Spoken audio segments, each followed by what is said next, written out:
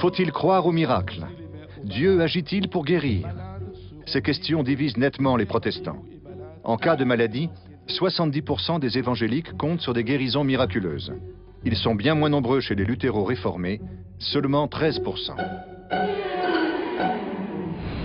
Il n'y a aucun consensus à l'intérieur des milieux évangéliques sur l'enjeu de la guérison, avec notamment une vaste mouvance que je qualifie de piétiste orthodoxe, qui met à distance la question des dons du Saint-Esprit et notamment des manifestations miraculeuses du Saint-Esprit, à commencer par la guérison, même si sur le papier on reconnaît une validité théologique à cette guérison, mais dans la pratique, dans les assemblées, on s'en méfie quand même beaucoup et on ne met pas du tout en avant ces guérisons.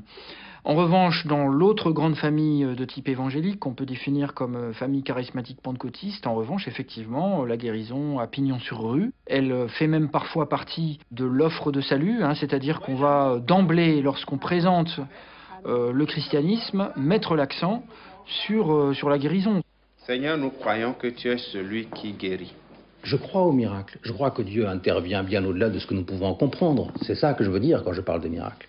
Mais quand on en arrive dans certaines églises ou chez certains leaders à vouloir provoquer des miracles, exiger des miracles, donner rendez-vous à des miracles, ou bien quand on en arrive à dire qu'une prospérité matérielle et même financière est le signe d'une vraie foi, on est évidemment dans l'utilisation d'une puissance et dans des dérives qui sont des dérives graves parce qu'elles peuvent briser des personnes, briser des familles.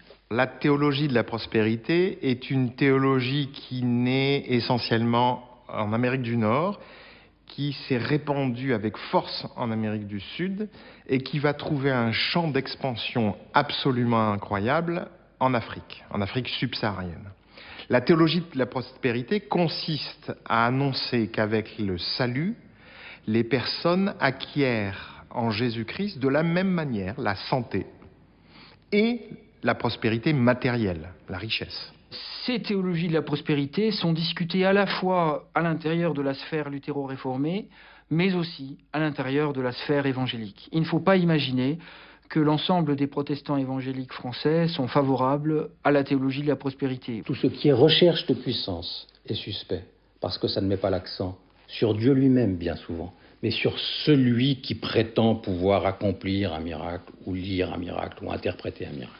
Pour un certain nombre de néo-protestants, d'églises de migrants, mettre en avant le bling-bling, mettre en avant la belle Mercedes, la belle Jaguar, les chaussures à 2000 €, c'est pas nécessairement se jeter à plat ventre devant le veau d'or.